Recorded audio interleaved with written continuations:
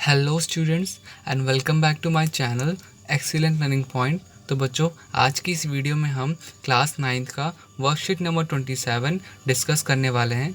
तो बिना किसी टाइम वेस्ट किए क्वेश्चन नंबर फर्स्ट से स्टार्ट करते हैं।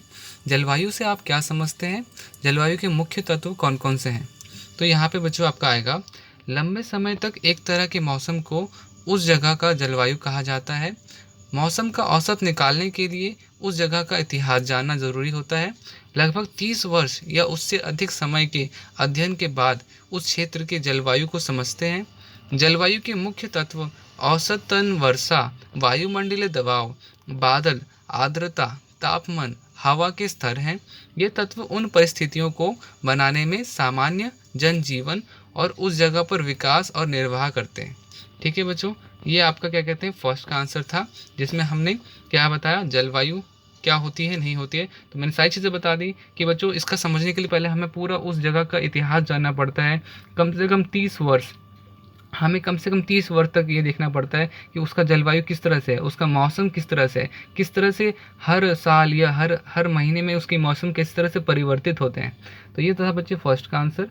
अब आते हैं क्वेश्चन नंबर सेकंड में, केरल की जलवायु और दिल्ली की जलवायु में इतना अंतर क्यों होता है? केरल की जलवायु सम है क्योंकि समुद्र के निकट है, ठीक है, इसलिए केरल का जलवायु एक समान होता है। दिल्ली की जलवायु विषम है क्योंकि समुद्र से दूर है, इसलिए दिल्ली की जलवायु में परिवर्तन होता है। गर्मियों में तपने वाली गर्मी यानी अधिक गर्मी, सर्दियों में अधिक सर्दी और कोहरा रहता है। ठीक है बच्चों, तो ये आपका प्रश्न 2 का आंसर हो गया। प्रश्न 3, अक्षांश किस प्रकार जलवायु को प्रभावित करते हैं? विश्व मानचित्र पर भारत और कनाडा की अवस्थिति का उदाहरण देकर समझाइए। भारत भूमध्य रेखा के माध्यम दूरी पर है और कनाडा भूमध्य रेखा के से अधिक दूरी पर है। इसलिए भारत का तापमान मध्यम रहता है और कनाडा का तापमान हमेशा कम रहता है। इस प्रकार ये अक्षांश जलवायु को प्रभावित करते हैं। तो बच्चों ये था आपका प्रश्न 3।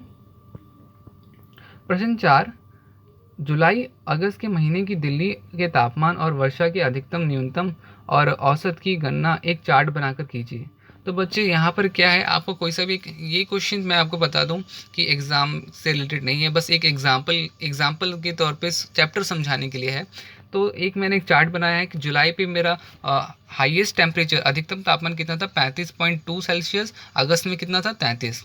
न्यूनतम तापमान, कम से कम तापमान जो बहुत कम हुआ वो 27 सेल्सियस, दोनों में, जुलाई में भी अगस्त में भी। औसत 31 और 29। अधिकतम बारिश या वर्षा 253.4 mm, 253.4 mm। न्यूनतम वर्षा 3.7 mm, 3.2 mm। औसत वर्षा 180 mm, 172 mm। तो बच्चों ये एक सिंपल सा एग्जाम्पल था फोर्थ का। तो देखो बच्चों, आज का वीडियो हमारा ख़त्म हुआ। बेसिकली यही था बच्चों, जलवायु के ऊपर टॉपिक था, तो हमने क्वेश्चन के थ्रू जलवायु के मतलब समझ लिया। और आपका फिर सेकंड क्वेश्चन, थर्ड क्वेश्चन, सारे क्वेश्चन हम कर लिए।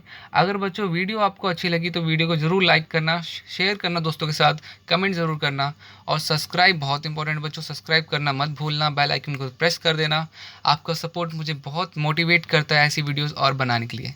तब तक के लिए बाय, मिलते हैं नेक्स्ट वीडियो में।